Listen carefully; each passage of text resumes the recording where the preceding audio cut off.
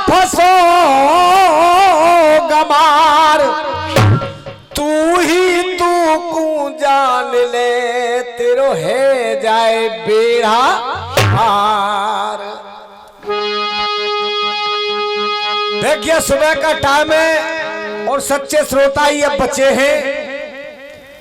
एक भवानी पेश कर रहा हूं।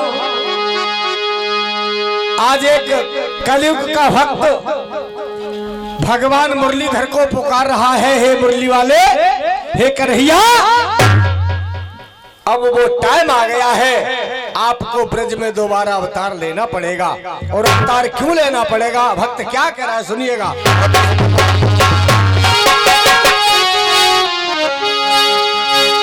हे ब्रज के रखवाले ब्रज में, हे ब्रज के रखवाले ब्रज में, और फिर से आना होगा। इन अत्याचारी कंसों का, इन अत्याचारी कंसों का आतंक मिटाना होगा, आतंक मिटाना होगा।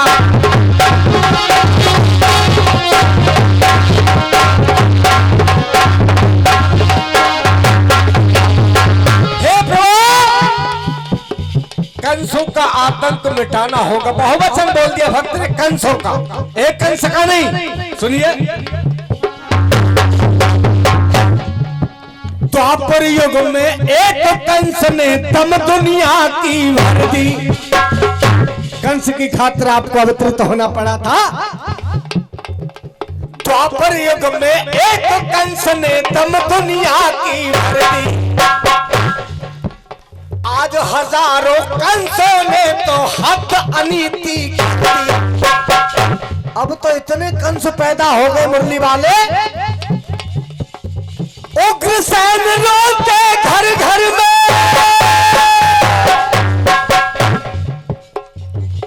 तब तो कंस ने उग्रसेन को कारागार में बंद किया था कि आप अब आराम करिए, शासन मैं करूंगा।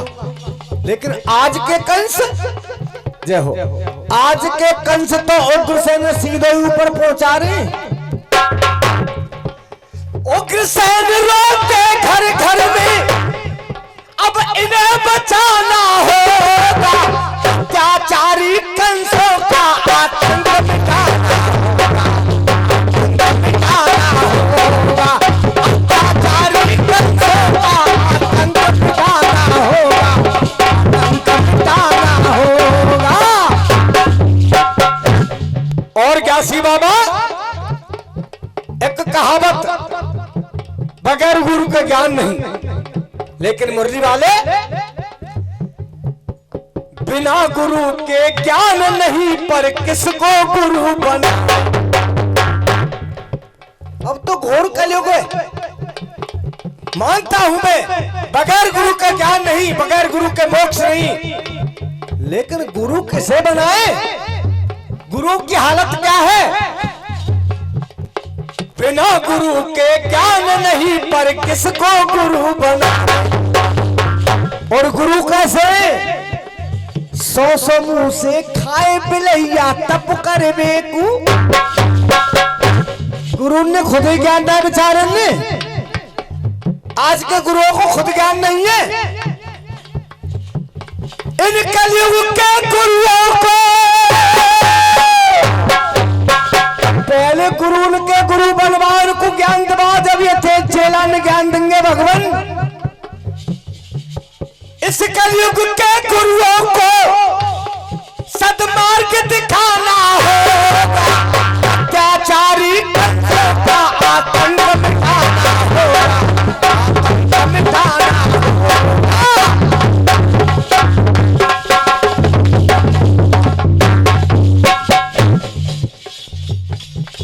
लक्ष्मण रेखा रोज लांघती आज की सीता।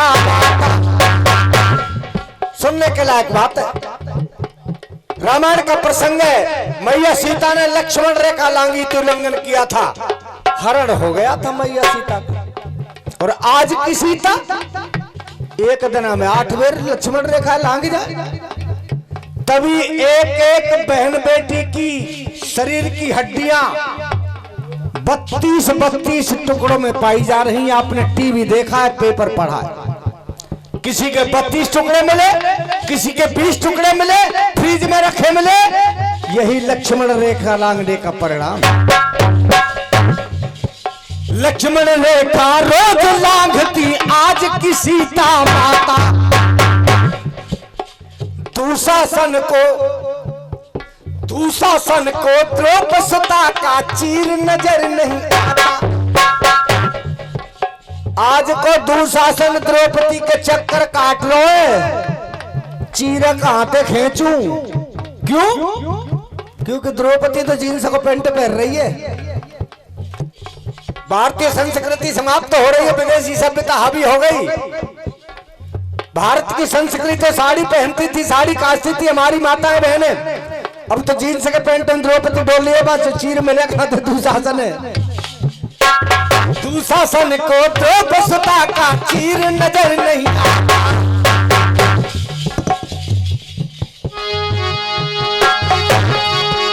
हरि कहना नौ को इनको,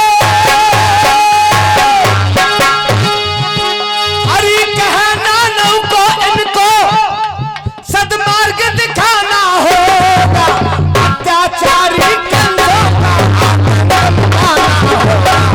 आतंक मिटाना होगा। चलते हैं जिकड़ी प्रसंग वही।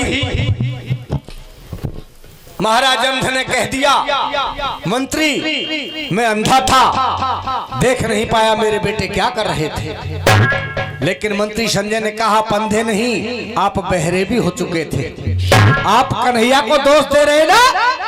सबसे बड़ा दोषी आपका साला शकुनी था, जिसने आपके बेटों को बस में कर लिया। आपके पुत्र दुर्योधन ने आपकी बात नहीं सुनी, मामा शकुनी की बात सुनी। लेकिन महाराज अंध कहते हैं, संजय फिर भी मैंने इतना बुरा तो नहीं किया, मेरे बेटों ने इतना बुरा नहीं किया जितना छल कन्हैया ने किया। लेकिन मंत्री संजय बोले, राजन साथ सत्य का दिया जिन्होंने, साथ सत्य का दिया जिन्होंने, उनका श्याम सहारा था। और न्याय नीति को ना जाने बेमौत उन्हीं को मारा था। सो मत ना रंज करो काऊ को, मत ना रंज करो काऊ को। मंत्री वचन उचारे सब मरे कर्म के, अपने कर्मों से सभी की मृत्यु आई है। कन्हैया को दोष मत दीजिए। और कर्म क्या था सुनिए क्या कहा।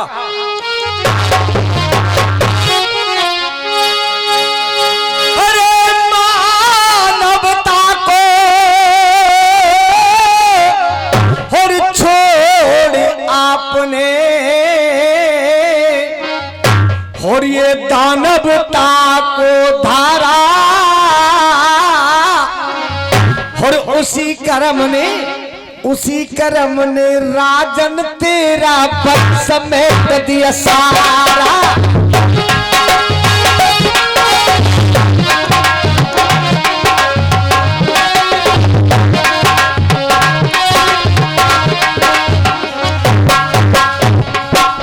भरी सभा में बेबस नारी है,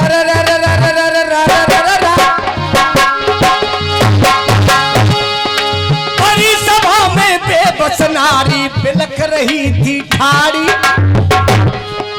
बड़ी सभा में बेबस नारी बिलख रही थी ठाड़ी। हरि कहे तुम राक्षस बन की खींच रहे के साथ।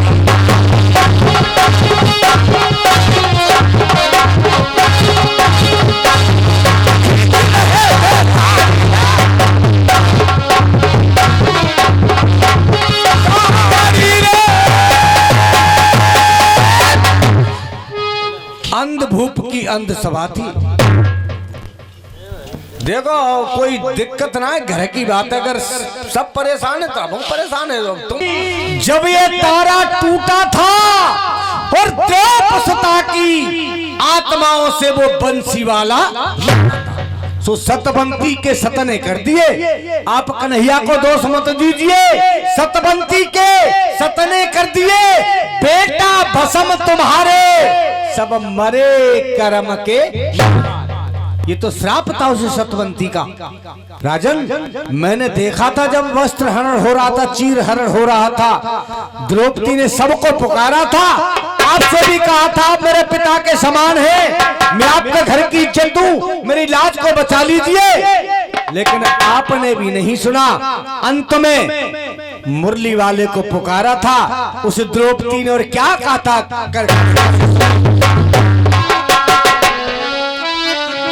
बाबा, सबके सब जड़ बैठे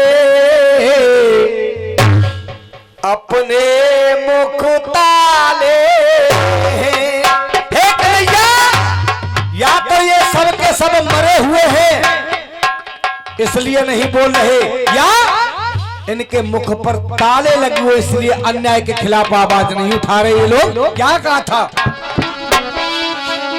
सबके सब जड़ बैठे अपने मुख ताले हैं, मेरी लाज मेरे भैया।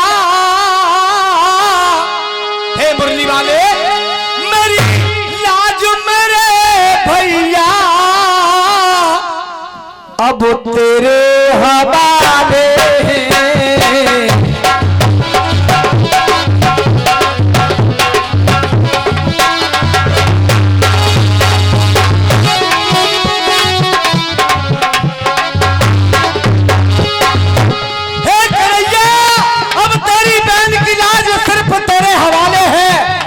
मेरी इज्जत आबरू को लुटवा दे या इज्जत को रख ले। और क्या कहा था उसने?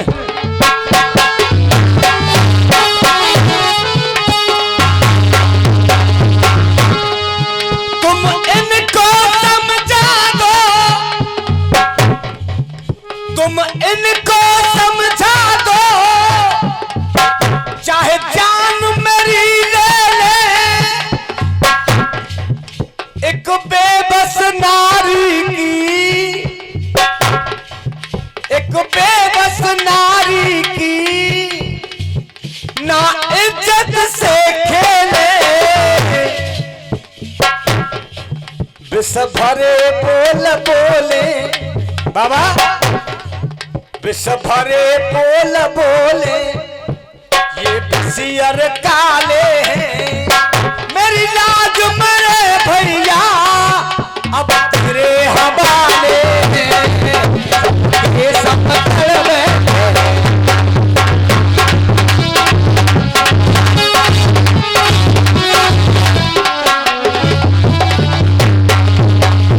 कन्हैया, इन दुष्टों को आकर के समझा दीजिए, मेरे प्राण ले सकते हैं लेकिन मेरी इज्जत से ना खेले। ये पापी कितने अपशब्द बोले, कितनी अभद्र भाषा का प्रयोग कर रहे हैं। सुनिए क्या बोली।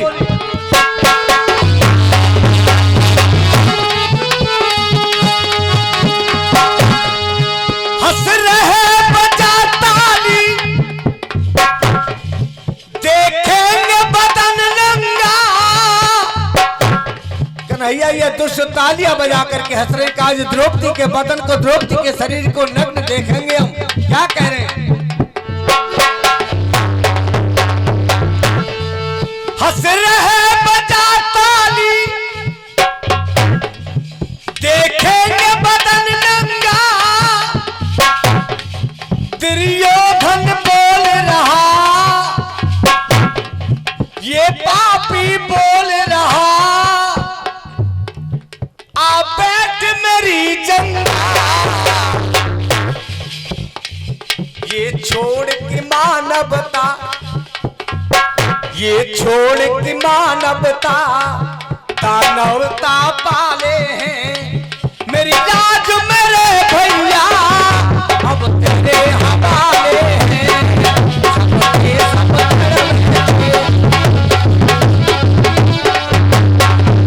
तेरे हवाले।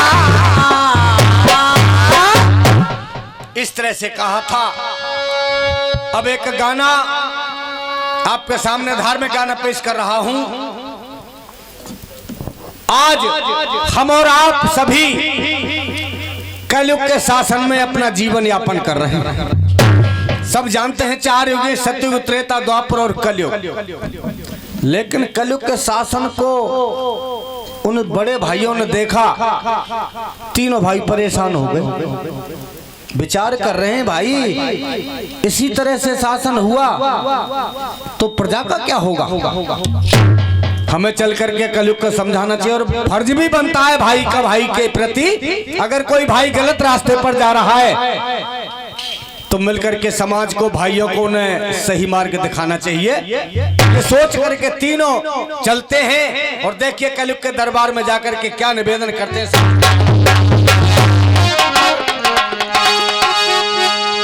ये सतयुग, त्रेता और द्वापर के सतयुग, त्रेता और द्वापर के देखो छाए रहे क्रोध अपार। और घर से तीनों, ये घर से तीनों चले पहुंच गए कलयुग के दरबार।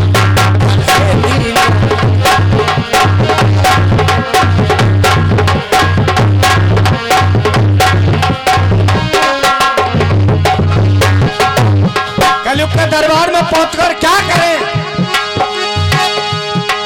कहने लगे कलयुग के जाके भबके जिनको अंगा है।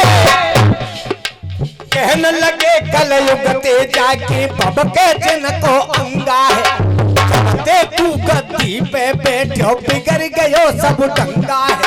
कभी नीच दुष्ट अन्यायी लुच्चा और लफंगा है। सान जलेबी खा रे गधा नहा रे गंगा है।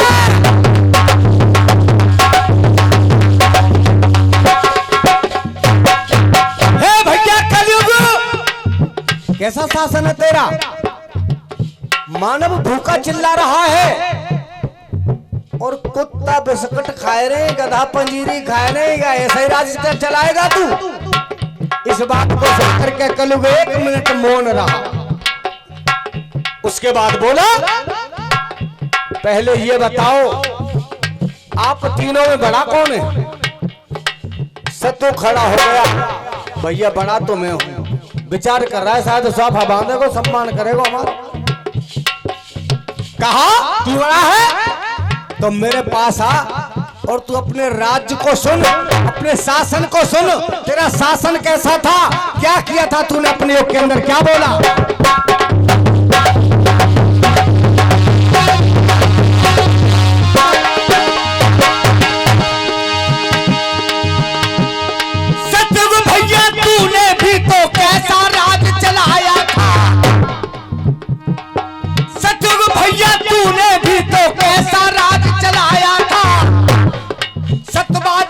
हरिश्चंद्र को काशी में बिकवाया था।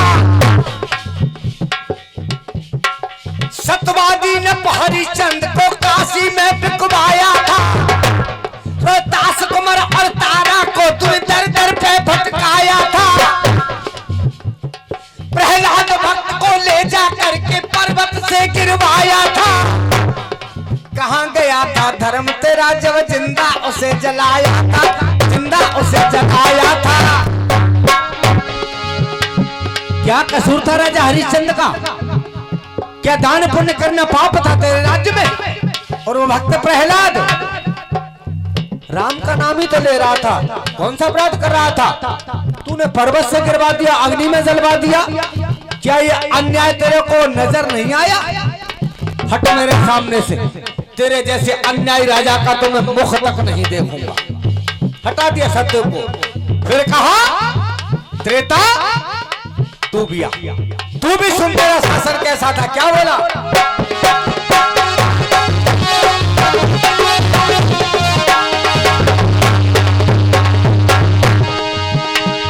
त्रेता भैया तूने भी तो, त्रेता भैया तूने भी अधर्म अन्याय कराया था।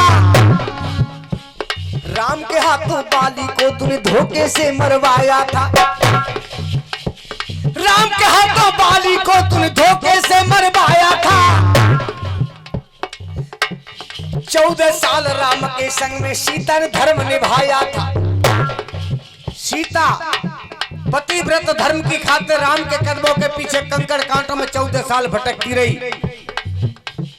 14 साल राम के संग में सीता ने धर्म निभाया था।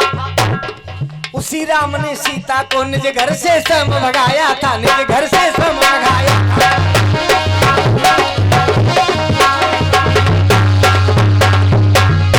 राम ने एक धोबी के कहने पर सीता जैसी धर्म पत्नी को देश निकाला दे दिया। क्या यही शासन था तेरा? मुझे उपदेश देने आया है? हट जा मेरे सामने से।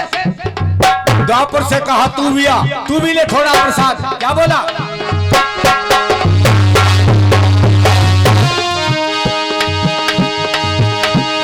द्वापर भैया तूने भी तो कैसा राज चलाया था। द्वापर भैया तूने भी तो कैसा राज चलाया था। मोर ध्वज का इकला बेटा आरे से चिरवाया था। मोर ध्वज का इकला बेटा आरे से चिरवाया था। तड़प रही थी भार पड़ी जब मांस शेर ने खाया था।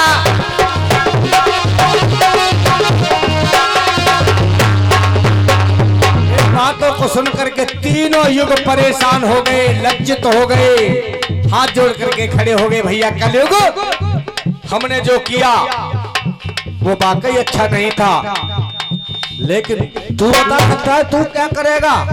अच्छा मुझे पूछना चाहते हो? चलिए मेरे साथ। तीनों को ले गया बियाबान जंगल में। एक विशाल बरगद के वृक्ष पर पत्तों में छुपा दिया। तमाशा देखिए, स्वयं एक सोने की ईंट बनकर के कलयुग बीच रास्ते में लेट गया। 4 चोर चोरी करने के लिए निकले। सोने की ईंट को देखा, प्रसन्नता का ठिकाना नहीं रहा। विचार कर रहे हैं छप्पर फाड़ के दो भोले बाबा, लेकिन पहले जश्न मनाएंगे, यानी मिठाई खाएंगे, बाद में ईंट का बंटवारा करेंगे। 2 मिठाई लेने के लिए चले गए, 2 ईंट की रखवाली पर छोड़ गए। लेकिन शासन तो कलयुग का है, पाप जागा।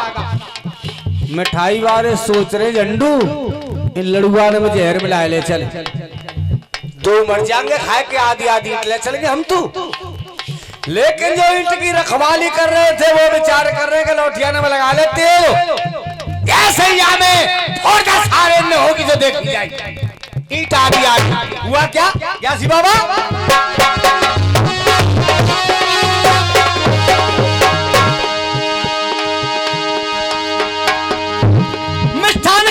दोनों ने उसमें दिया जहर मिलाइए।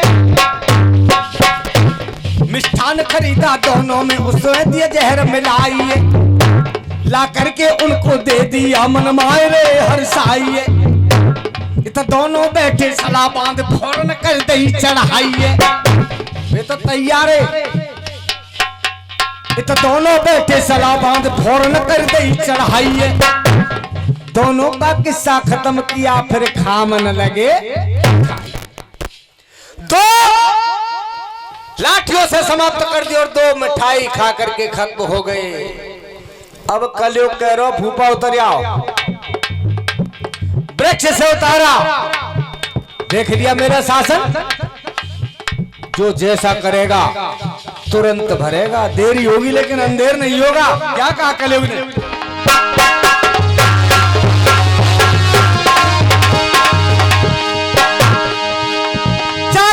जीवन नष्ट हुआ ये सजा कर्म की पाई है। चारों का जीवन नष्ट हुआ ये सजा कर्म की पाई है। कलयुग के ऐसो न्याय देख तीनों ही गए शर्मा।